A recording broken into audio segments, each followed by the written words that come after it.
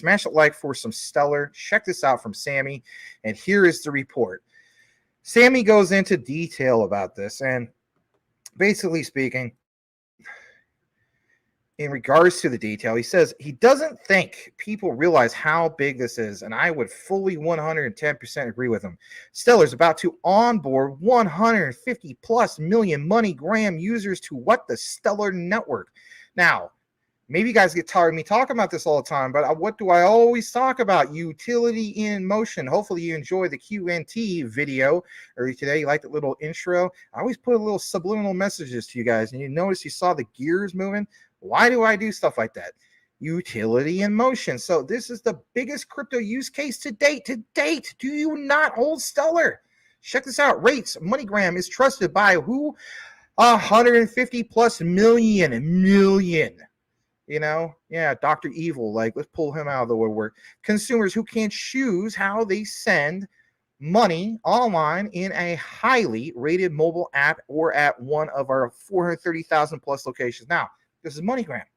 What about when the whole thing, a Sorbonne, goes to mainnet? Are you weird? Oh my gosh, that's another freaking thing to get into, right? But when I see stuff like this, I almost want to bust it in, you know, grab my old cassette player and you know, Phil Collins, baby. Yeah, in the freaking air tonight, because when I see this, I say to myself, oh my gosh, all this talk about, you know, Franklin Templeton and the Bitcoin ETS and that, you know, this whole thing of Stellar and the whole connection going on with it. And I'm just like, oh, I could feel it in the air tonight. And I think Sammy feels it in the air tonight. And you will get tagged on the chopped up version, my friend. You will definitely get tagged because you deserve it. You're paying attention. Look at this, September 26th. Maybe this flew under the radar. Maybe it didn't. I think for people like Tim Shea, it didn't, because Tim, you've always been a big proponent of Stellar. Shout out to the 589th district of the XRP Army. But this is Stellar, for crying out loud. Look what is going to be mentioned here. Let's pull it up. And it comes from the official MoneyGram. So it says right here that the point of all this is this whole thing to launch this non-custodial digital wallet on stage, of course, and they highlighted at Meridian, right? That was a big deal. We saw, you know, very popular actor, superstar, Idris Elba. But it stated that they debut this. This is going to enable consumers around the world to leverage stablecoin tech to seamlessly move from fiat to digital currency and, of course, to fiat again. Introducing what? MoneyGram non-custodial digital wallet. So they have a big piece about this, and I thought I'd go ahead and retweet this as well. And I'm going to show you some things, not just for like reporting, hey, this is what I'm sharing because I'm sharing and so on. You guys know me at this point. I'm going to show you my own research and my own key takeaways. There's a specific lady in this interview that you're going to see. And this interview is not super long. It's like things like going 3 minutes. This is somebody that you may not even realize her connections, Swift, JP Morgan, some of these other things. We're getting into it a bit. I'm kind of getting ahead of myself. I'm excited, right? But I want to share this with you. And here is this particular piece straight from PR Newswire. Gets into some of this nitty gritty. So September 26th, right? In reality, that was not that long ago. That was basically speaking, I don't know, about 2.5 weeks ago, or almost 3 weeks ago, excuse me. And, you know, it talks about this MoneyGram Chief Executive Officer, Alex Holmes, who shared the company's plans to launch the wallet on stage, of course, at the Stellar Development Foundation annual Meridian Conference. And I think, if anything, when we check out those Stellar Development videos that we always share here on the live show, I'm sure at some point they probably will have a chopped up version on their own. They didn't lately, and that's okay. But when I got more into this, they do introduce this, and here's the area that you want to pay attention to. So for one, like it says, this whole thing will redefine cross-border payments and enable MoneyGram customers to send and receive money in new and exciting ways.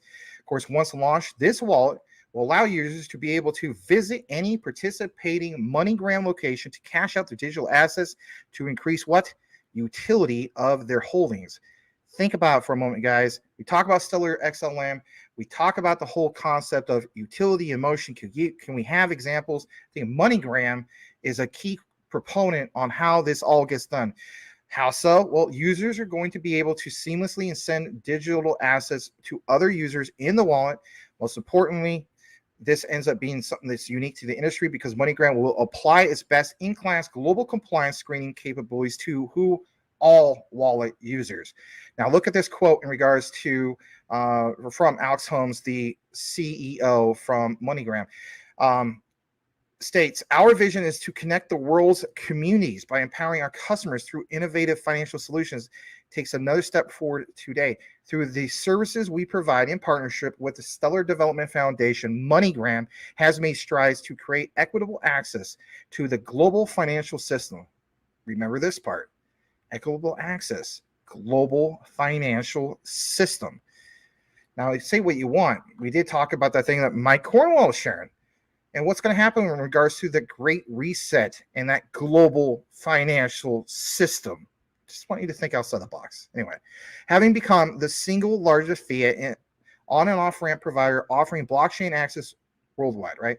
Now, we did report a few weeks back, maybe a month ago, when it came to MoneyGram. And if anything, one of the key things that was mentioned, it was that now you have more MoneyGram locations compared to Bitcoin ATMs, if you will.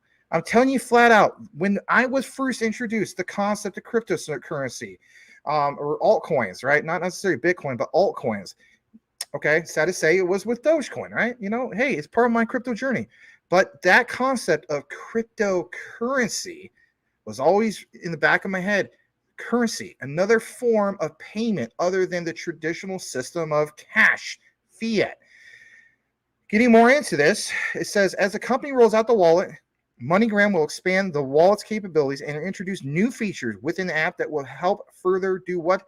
Bridge the world's international money transfers and blockchain payments. Of course, that has the whole thing about the fiat on and off ramp service.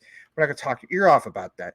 Now, what I want to get into is why this is important in regards to a specific lady that you're going to see interviewed here. Yes, I'm going to give you my own key takeaway in regards to this. So this lady, all right, let's share this with you. Her name is Nancy Pierce. Many years ago, she joined up with Capital One. And again, think outside the box for here, you know, for a moment, right? You are starting to see not just your MasterCards or your Visas and all these other ones, right? You even see Capital One hiring some key people. Again, this is many, many years ago. I think this is like 2012, this announcement, but I wanted to highlight some of this lady's background and why she's an important key proponent to help get this job done. So it states that this lady, Nancy Pierce, was basically appointed senior vice president and the manager of Bank's Treasury Management Product Management Group in regards to Capital One. Look at her background for a moment. Going to the next part. This part right here, I'll highlight for you. Pierce was previously a product executive with who? HSBC Europe, with responsibility for product management. Listen to this. Prior to HSBC, she served as director of sales services for who? Swift. Interesting. Facilitating end-to-end sales and implementation while launching a professional service client consulting practice. She also held several leadership roles with who? JP Morgan. Wow. Including product executive for global receivables, treasury services, program manager, business executive for global cash clearing and technology, and operations executive for global trade finance. When I read this on the surface, I say to myself, my God, this lady, to have what she's got going on, for instance, with this whole thing of MoneyGram is huge. And we'll get into that part here soon.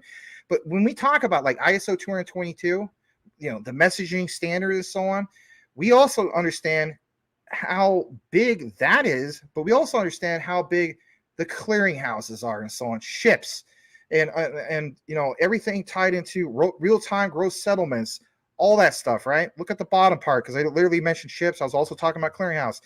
Were you aware that Pierce has been active in many other industries? It states that she was at this clearinghouse, the International Financial Services Association, American Bankers Association. Many years ago, she was a board member of the Clearinghouse Automated Payment System, CHAPS, right? Because we talk about CHIPS. I believe CHIPS is US based. CHAPS is what? UK based, right? Served, of course, on the RMB Expert Advisory Group of the City of London Corporation. This further solidifies the whole concept of UK leading the charge when it comes to finance. They've been doing it for years, right?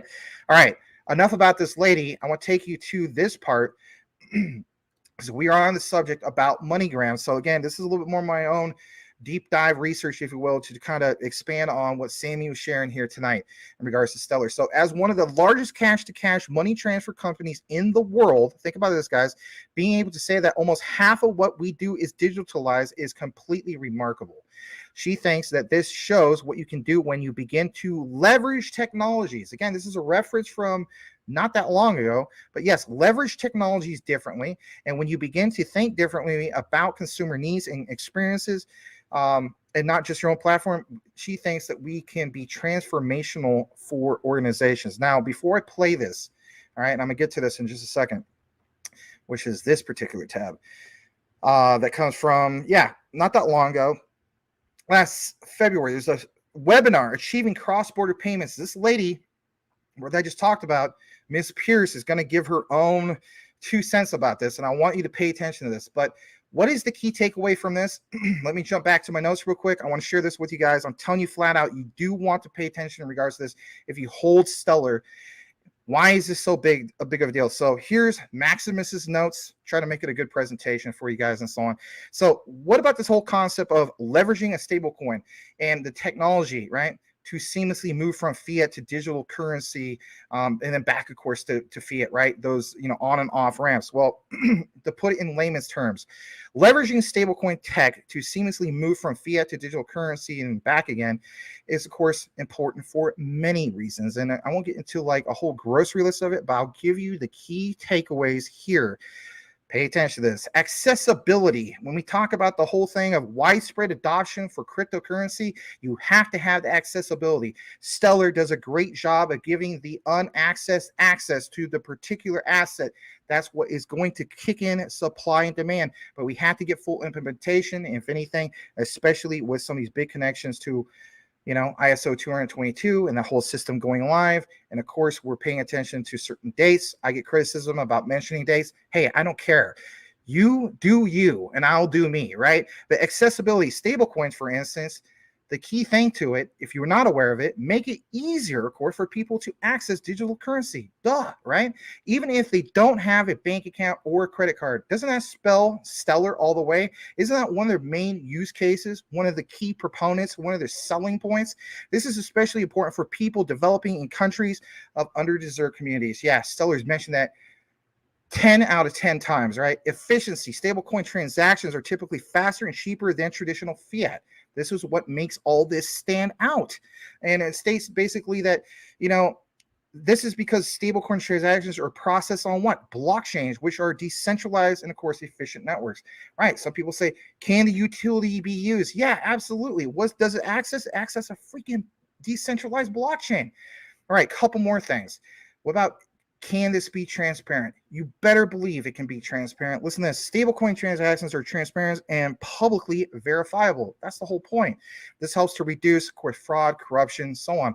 We don't want to see any more bad apples. We don't want to see more, sandbanking frauds and, dough cons, if you will. Yeah, I know. I kind of gave them nicknames. They deserve it. Last but not least, financial inclusion. Yeah, who are the bigger players? When we talk about BlackRocks of the world and so on, they got to have some kind of that inclusion. So stablecoins, if you're not aware about it, can help to promote financial inclusion by giving people more control over their money and make it easier for them to participate, of course, in the global economy. There's a few more benefits I want to get into. I want you to listen to this. Number one, price stability.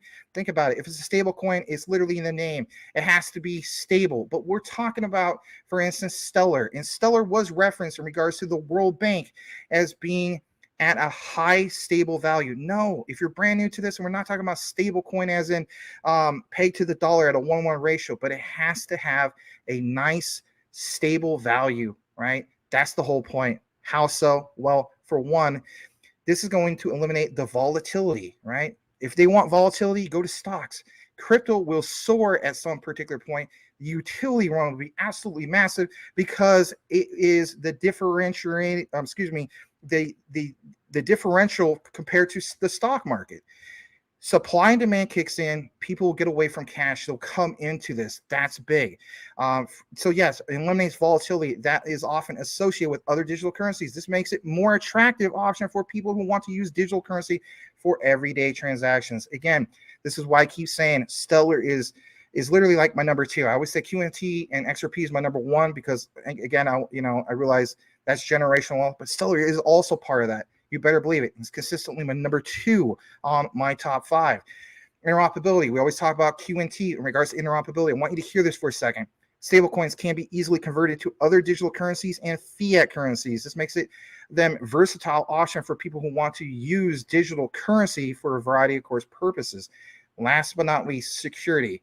Sean the Crypto Smith mentioned a long time ago, or not even a long time ago, he did an MMAI video, right? And he mentions in the thumbnail, security first, utility second. Why is that? Well, for one, you have to have your security. So stable coins, for instance, are typically backed by, of course, real world assets, right?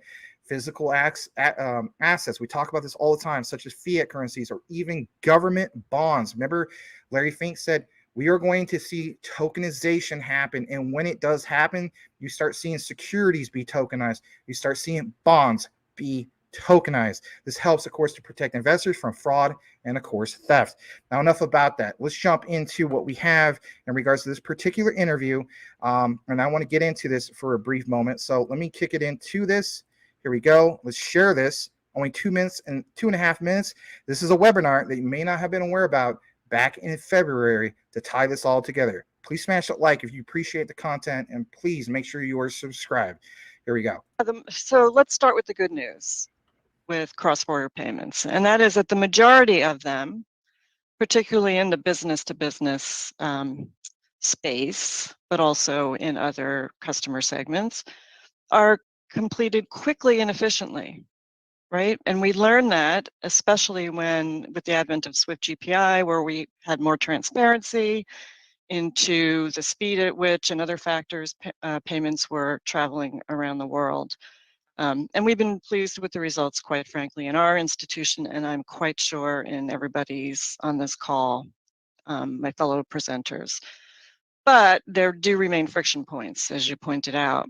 And when they do arise, they can slow things down considerably.